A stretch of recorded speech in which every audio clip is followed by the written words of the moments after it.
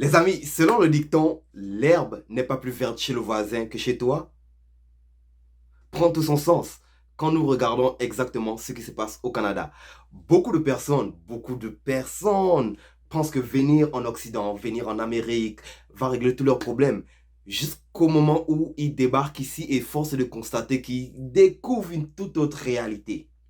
Quelle est la réalité? Étant donné qu'en ce moment, un bon grand nombre de travailleurs étrangers, d'étudiants étrangers, de visiteurs, après avoir foulé le sol canadien, ont décidé qu'il était temps de repartir chez eux, que la vie ici n'était pas pour eux. Mais quelles sont les raisons exactement? C'est ce qu'on s'apprête à voir dans l'épisode d'aujourd'hui. Alors reste jusqu'à la fin de la vidéo.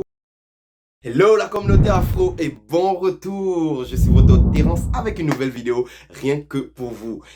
Avant de plonger dans le vif du sujet de cette vidéo, la chanson habituelle, tu la connais déjà si tu es un habitué de la chaîne. Alors je m'adresse aux nouveaux. Si c'est votre première fois, abonnez-vous à la chaîne, activez la cloche de notification pour qu'on se retrouve toujours dans une prochaine vidéo où on parle du Canada, d'immigration, d'investissement et bien plus. Tu ne veux pas manquer ça, tu vas être mis au parfait. Alors, abonne-toi et active la cloche de notification.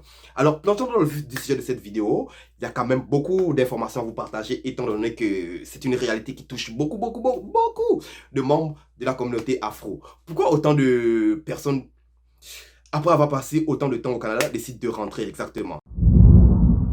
La première raison qui pousse autant de monde à retourner, c'est simplement parce qu'ils ne sont pas arrivés dans le bon pays dès le départ. Oui, beaucoup d'entre vous, vous souhaitez aller, admettons, aux États-Unis, vous êtes juste venu au Canada, bon, parce que le Canada, c'était votre deuxième option. Alors, si le Canada était votre deuxième option dès le départ, les chances que vous aimez le pays sont vraiment minces. Tu comprends? Parce que, en regardant, mettons, pour les États-Unis, il y a plein de choses qui vous ont attiré là-bas, qui, ici, vous n'allez pas retrouver. Le mode de vie, la façon de parler, la façon de s'habiller, la façon d'interagir avec le quotidien, c'est complètement différent, bien que similaire avec le Canada. Voilà pourquoi beaucoup de personnes appellent les États-Unis et le Canada des pays jumeaux. Bien que similaires, vous allez quand même trouver ça dur, étant donné que votre premier choix, c'était les États-Unis, c'était pas le Canada. Vous êtes juste tombé au Canada, bon, parce que c'était à côté, c'était à côté. Et vous gardez quand même en tête que, bon, de temps à autre, je vais pouvoir aller aux États-Unis pour vivre ce vibe américain-là. Mais ce que vous ne savez pas, c'est que le vibe américain, nous sommes aussi américains, vous pouvez le vivre au Canada. La deuxième raison pourquoi autant de personnes décident de s'en aller du Canada, ça, c'est peut-être avec raison, c'est le mode de vie. Le mode de vie, vous m'avez déjà entendu parler du mode de vie. Ici en Occident, le mode de vie dans certains pays, c'est très élevé. En ce moment, à cause de l'inflation, qui est un facteur qui touche beaucoup le panier de la ménagère, entre guillemets, n'est-ce pas? On a vu un scandale comme à Toronto, acheter un paquet de poulet, mettons de 5 morceaux de poulet, vous allez l'acheter à 40 dollars à peu près, je répète bien. En ce, en ce moment, tu t'en vas à l'épicerie pour acheter un paquet de 4 morceaux de poulet là, ils vont te charger ça à 40 dollars. Et c'est même pas juste ça. Il y a plein de choses, que ce soit dans le tabac, pour ceux qui aiment fumer, que ce soit dans l'alcool, pour ceux qui aiment boire, que ce soit pour la nourriture, le manger. Les prix ont juste grimpé de façon fulgurante et malheureusement, les salaires ne sont pas capables de suivre. Ils ne sont pas capables de suivre. Fait que du jour au lendemain, tu retrouves beaucoup de personnes qui étaient capables de s'offrir le minimum être quasiment sur le point d'aller demander de l'aide au gouvernement parce que les prix ont juste explosé de façon exponentielle et ce depuis l'inflation. Mais ce n'est pas juste un problème du Canada. Mais malheureusement, si tu vis au Canada, tu vas le vivre de façon différente étant donné qu'on paye trop cher nos taxes. Ce qui m'amène au point numéro 3. Les taxes.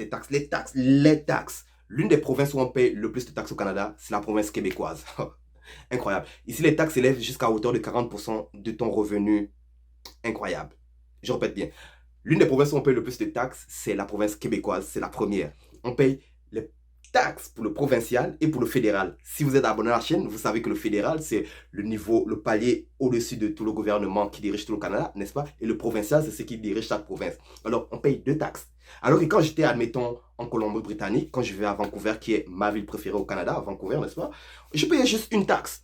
La taxe était élevée, mais je payais juste une taxe. C'était assez. Mais ici, tu payes 2 taxes. Et ça, c'est sans compter les taxes que tu dois payer quand tu vas faire, admettons, une épicerie.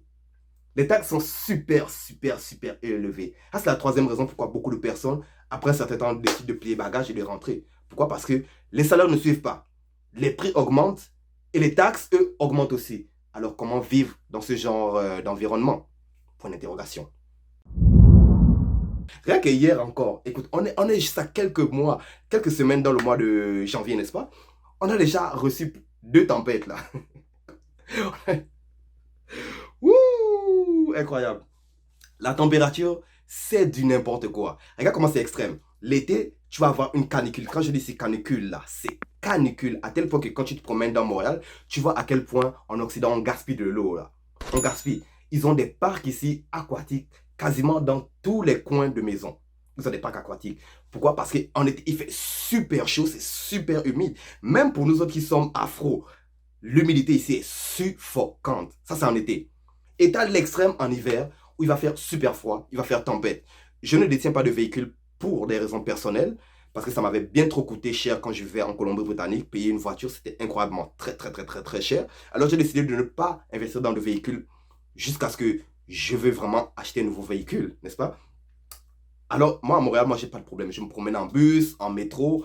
Mais tu peux voir quand même la souffrance des personnes qui détiennent des véhicules, là. Les regarder passer 10-15 minutes à déneiger leur véhicule, le réchauffer avant de se mettre en route. Vous n'aurez pas de patience pour ça. Si vous avez la patience, tant mieux. Mais un autre facteur vis-à-vis de la température, il fait tellement froid, ce qui m'amène à notre prochain point. Parce que la température est tellement merdique, est tellement froide, ici admettons dans le cas de l'hiver, n'est-ce pas? Vous allez, bien nombre d'entre vous, allez être en solitude. Qu'est-ce que j'entends en solitude? C'est pas nécessairement une solitude choisie. Bon, c'est vrai que certains d'entre nous, on aime ça rester dans notre petit coin tranquille. C'est vrai, c'est comprenable. Non, mais c'est plus une solitude forcée, étant donné que l'hiver est tellement froid que la plupart des personnes, c'est travail, maison. Maison, travail. Maison, école, école, maison. Il y a pas grand monde dehors là. Les parcs, je pourrais vous montrer en été comment les parcs sont pleins. En hiver, les mêmes parcs, c'est vide là. Walou, personne. Il n'y a rien que les plus téméraires. Et moi, ici je parle des plus téméraires, j'aime parler de nos jeunes enfants. Eux autres, ce sont des excités de la vie, ils ont beaucoup d'énergie. Alors tu vas tout le temps les surprendre dehors d'un parc en train de faire des glissades et tout. Mais les adultes comme vous et moi là, walou. C'est pas pour rien que beaucoup de personnes veulent venir à Montréal, étant donné qu'ils ont entendu parler de la ville souterraine. Là, ils vont être à l'intérieur au chaud quasiment à l'année. Mais le problème de la solitude, c'est que tu vas tellement le vivre de façon dure parce que quand tu finis de travailler, tu n'as pas nécessairement bâti de relations étant donné que le monde sont pressés de rentrer chez eux. Et si tu n'es pas venu ici à bas âge, où tu peux bâtir des relations dès les bancs de l'école, ce sera un peu plus dur en tant qu'adulte de juste t'ouvrir et de t'immiscer dans la vie d'autres adultes ici. Étant donné qu'il y a un clash de culture qu'il faut traverser, n'est-ce pas? Il faut briser cette glace-là. Bien bon nombre d'entre vous, vous allez rester seul. Comment allez-vous trouver un travail? Comment? Parce que vous devez faire la reconversion de diplôme. Ce qui est un facteur, de mon point de vue, très insultant et très dénigrant. Que vous venez de l'Asie, du Moyen-Orient ou de l'Afrique, c'est très dénigrant parce que vous avez tellement passé beaucoup de temps sur les bancs de l'école à apprendre un métier, à vous spécialiser dans votre métier. Vous arrivez ici avec espoir de changer le quotidien de votre vie et ceux de vos proches et tout. Mais de constater que malheureusement, ils ne veulent pas vous donner l'emploi, soi-disant parce que on ne reconnaît pas les diplômes. Hein? Ouais. La profession, la reconnaissance des diplômes sera définitivement le clou qui va dépasser le truc qui va vous pousser à repartir. Parce que, mettons, papa, maman, vous venez avec le diplôme de docteur. Docteur, médecin et tout ça, du pays là-bas, du Congo, du Cameroun, de la Côte d'Ivoire, peu importe d'où vous venez. Vous arrivez ici pour pratiquer, ils vous disent non, vous devez repartir à l'école. Et là, même quand tu repars à l'école, tu n'as même pas la garantie que finalement tu vas avoir le job en question. Ouais. Ouais. Ouais. La reconnaissance.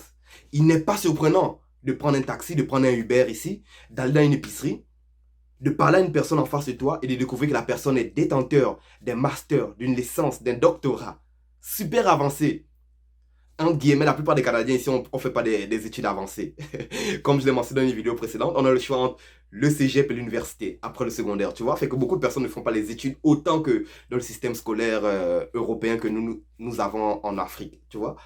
Alors, tu as des personnes comme ça, des physistes, désolé si c'est pas le bon mot, des techniciens en informatique, des diplômés là, en doctorat, qui vont travailler dans une épicerie de quartier, qui vont être chauffeurs de taxi.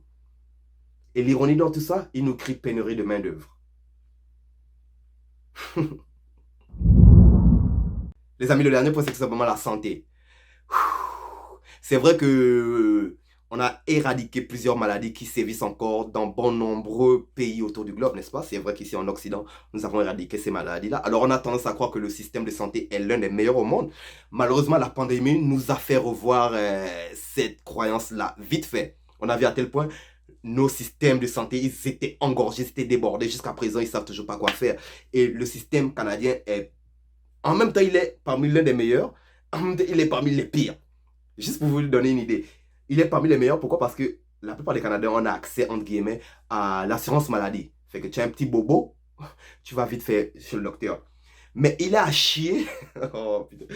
Il a à chier. Pourquoi? Parce que ils n'ont pas assez d'effectifs. À tel point que tu arrives à l'hôpital, tu peux attendre jusqu'à 15 heures. Même une journée tout entière avant de rencontrer un spécialiste. Je répète bien. Tu peux avoir un problème là, urgent là, qui a besoin de voir un spécialiste urgent là. Tu vas patienter parce qu'il n'y a pas assez de personnel. Tu peux patienter 14, 15. Et je ne dis pas ça juste parce que c'est ici à Québec, non. Que ce soit Québec, Toronto, Calgary, le Manitoba, le Saskatchewan, la Colombie-Britannique. J'ai fait toutes les provinces du Canada, sauf les provinces dépassées la Colombie-Britannique. Je ne suis pas encore allé là-bas, n'est-ce pas? Mais la plupart de ces provinces-là, c'est la même chose. Pénurie, pénurie, pénurie, pénurie de main-d'œuvre. Alors avec ce genre de système de santé-là, comment penses-tu que tu vas profiter de ton avenir au Canada? Ouais, ouais.